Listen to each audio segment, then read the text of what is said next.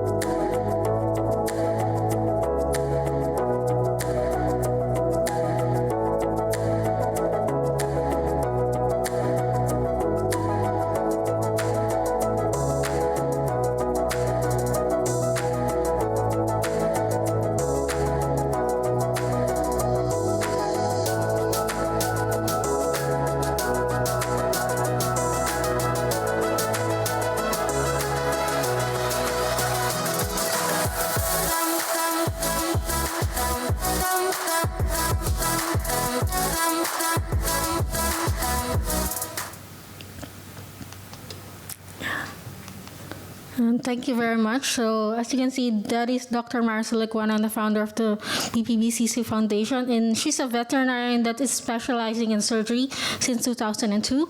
And it has been her interest in surgery that has led the PPBCC to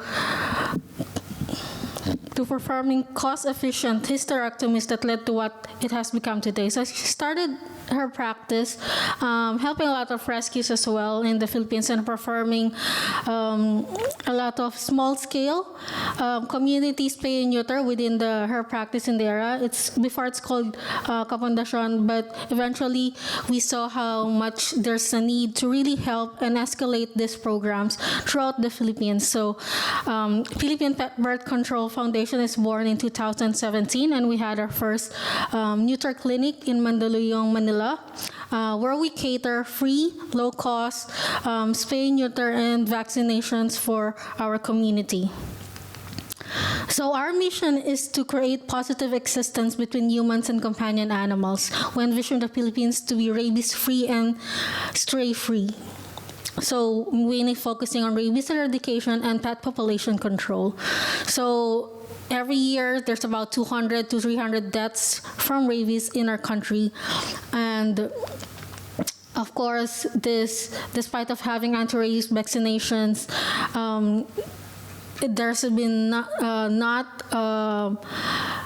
the Philippines is not yet rabies-free, and Apart from that, we have, of course, the animal abuse, growing number of strained cats, spread of diseases, overpopulated and underfunded shelters. And as of now, the existing solutions in our country includes euthanasia, sheltering, and rescuing. All of these are currently just sort of a bandage to what's actually happening and what's actually needed to be done in the country. So our solution is to provide cost-effective by spaying and neutering and caring for the animals and needing veterinary care. So we have been, Dr. Marcel have develop a cost-efficient way to actually perform surgery that's not actually just cost-efficient, but also reduces the downtime of the animals. And with this, we're able to perform a large-scale mass and neuter outreach mission throughout the country. It helps the environment, the colonies, and also, of course, once there's less strain in the country, there's also protection for our humane and community. And again, the rabies control. So as you can see in this graph, we can see that there's not in the first photo, the not vaccinated animals, and of course the government grateful to been doing their work to actually reduce and eradicate rabies. But if we do not actually control the population of the animals, these animals will again reproduce and create another set of animals that are not vaccinated, and it's gonna go into a loophole. That's why there's also this really strong connection with the population control with regard and the rabies eradication. So in the second graph, we have the trap and neuter vaccinate release. Currently, it's not actually legal to do this programs in the Philippines. As you will have to capture the animals, you have to actually bring them to the shelters and pounds. They have to be euthanized eventually if no one claims them. So trap, neuter, vaccinate, release are done independently, of course, by rescuers in our communities, but technically in the law, this is not permitted, and that's why it's also harder to really combat this problem in the country. So we're focusing on disseminating information about rabies specifically, and also training and sharing our expertise to other vets. We give free training for community for the local government vets and also student vets on how to do the quick spay method, and so they can also do this practice in their own private clinics and help in volunteer eventually in our own projects in the future. So this, you can see some of the students that have trained in the facilities, and we have our other head vets in the clinic. So this is done regularly and freely. We even have, I believe we even have performed one training outside of the country, as we believe really this will help do tremendous changes. And I'm proud to really see that from 2017 when we started, there are a lot of not just private clinics, but also organizations that's been doing their independent spay and neuter campaigns, spay and neuter, mass spay and neuter events in their communities. So we work with the local government units, NGOs, private organizations. This is not possible to be done on our own.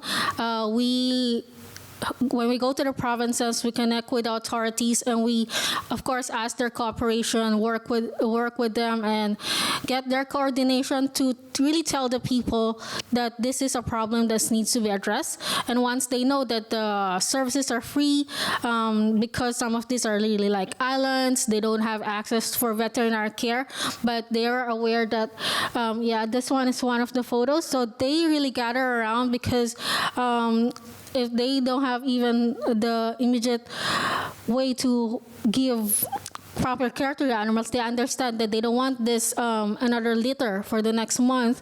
And with that knowledge, as we go back to these places, we are gathering more and more demand.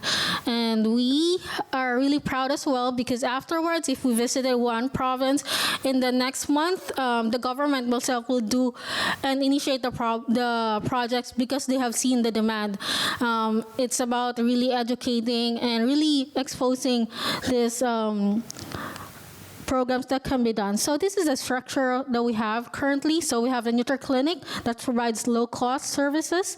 Right now, like around 24 RM for male neuter.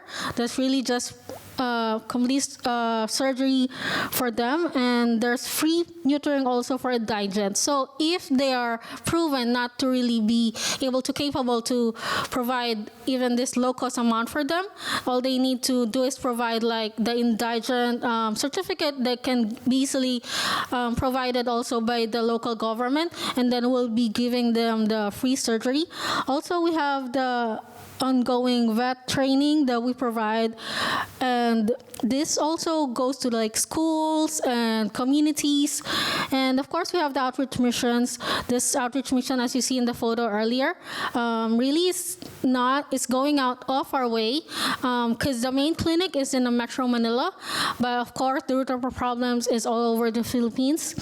And we also attend and conduct seminars for city vet and provincial vets. Together with them, we want to continue learning with them how is the condition of the animal welfare in the community. Of course, community coordinated programs. These are like the rescue groups, the animal welfare groups around the area that we need really the cooperation as well to help conduct these projects.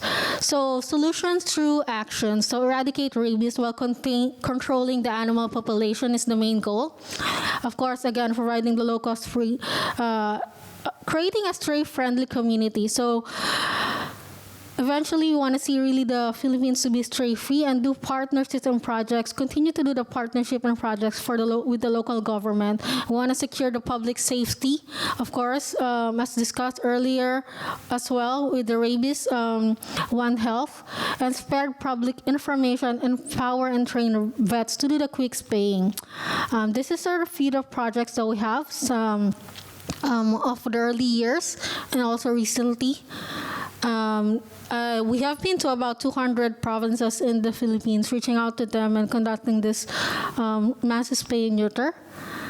And as of October 10, our team has actually done 160,000 spay and neuters, 200 outreach projects, and 50,000 beneficiaries.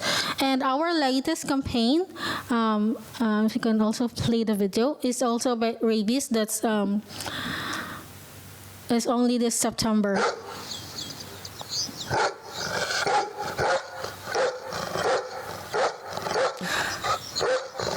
It's a bit long barking. I am Dr. Marcel Iguana, the founder of the Philippine Pet Birth Control Center Foundation.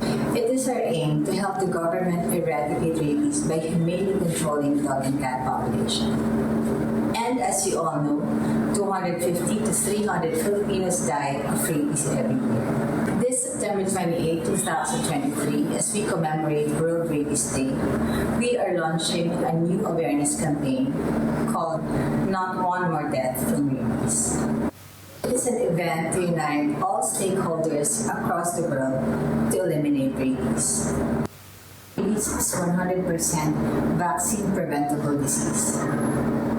Please support our awareness campaign, Not One More Death from Rabies. All right, so this was on September 26th, and this is the event that happened. This is also in coordination with the government and local authorities. So these are the pets that had been neutered and also vaccinated. So ever since we launched this campaign, all neutering that's been gonna be done in our clinic also gets free vaccinations against rabies. And eventually, we want to expand this campaign into providing also vaccinations for human. And yes, so you can see the local government visiting the facility and checking out what's happening and really supporting also these projects. So thank you, and would like you to just scan this, and then you can go to our website if you have any questions or support that you need. We'd love to hear from you. Thank you. All right, we will now open the Q&A session for Ms. Jen. Hi. You mentioned, thank you for your presentation. You mentioned your protocol for quicker spay and neuter. Do you know what that involves? Yes. You mean the protocol for Spaniard? Yeah, we are performing flank spay, but it has been expounded to a even more developed strategy. For example, for cats, it only takes around 5 minutes to actually spay them. This is for females. For those veterinary vets that we have, around 10 minutes. So this kind of procedure makes it easier for us to accommodate more within a community because there's a lot of demand, but also done in careful procedure and also done in really making sure that they are fit for the spay neuter. When we go to, for example, these provinces, we don't have like blood tests or other tests that we can do, and also it's not something that they can pay or we can provide as well. So there's, of course, a lot of questions and a lot of also intervention that we have to do before they actually can get into the procedure. Pets has to be, of course, they have to do fasting overnight, and then they have to be in their certain age, not really seniors and all of that. And we have to interview them. Have they been sick in the past 2 weeks? Are they okay? And then lastly, we sign this waiver as they're fully aware that also of the risk of this procedure that's been done. But thankfully, we have really, I think, even less than 1% mortality rate in even like outreach missions. Yes. I was wondering what the impact of your spay and neuter work and rabies vaccination work has been so far. Obviously, the goal seems to be controlling the population and hopefully eradicating rabies. I was wondering whether you can. Yes, thank you. One of the challenges, I guess, is the statistics. So obviously we have our numbers, but when you have to expound this in different areas, for example, the local government have their numbers and other areas have their numbers. So this is what I really also want to expand and focus on. There has to be collaborative statistics and analysis so that we can actually know the impact of this. So right now we have our data, but definitely we need to correlate it with others. For example, the vaccinations and the spay and neuter campaigns. Vaccinations is actually provided free also by the government, but of course we're helping them really with this work as it's not easy to reach out certain areas and a lot of communities. Yes. Go ahead. I just want to clarify, ask you that a single vaccine while doing spay neuter, how much that is impactful for rabies control? Yes, thank you. So these vaccinations, we actually tell them for the follow-up, but it's safe to have this protection for their animals. And we also inform, I have to confirm like the duration, you mean the duration of protection for the animals, right? So rabies is given every year, anti-rabies vaccination is given every year for the animals. But also we inform not just for the animals, the humans also have to be protective as preventive care for rabies. But to answer your question, is 1 year duration, has to be done. The next year we provide them with cards actually, so then they can follow up the next year and bring their pets to either the government or other private clinics. But now they have this knowledge as well that, oh, this vaccination is done every year. I actually have to go bring my pet. Like it's not like a one-time vaccination and then it's done. It's around the protocol again, because it's a huge scale. You've got thousands. You've got Yes. Yes. Cats, and I just wonder how many pets you've got. And again, you said it was a quicker recovery time, so I guess you have a very sturdy pain relief protocol. Is it very difficult to source drugs on such a large scale?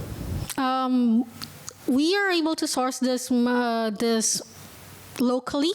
It's easy, but of course there's also like more of the challenges is the funding actually to provide this services. But to answer your question, the procedure, so vets in a scale, for example, I think as personally have witnessed with the head vet and my friend as well. I came to them to one outreach treatment. There are 2 vets, and we're able to do around 150 animals in a whole day. So that's exciting. And then this is why also we really want to, we are open to even training other, even international vets how to do this. It's not enclosed procedure, and definitely also it came with practice and time. They're able to do this careful procedures and making sure they will execute it. So in general, if you see those photos, probably also about 5-6 vets, maybe 300, 200 on that scale. And a lot of, actually I want to commend a lot of also animal welfare associations in the Philippines and rescue groups has been initiating this program on a scale also.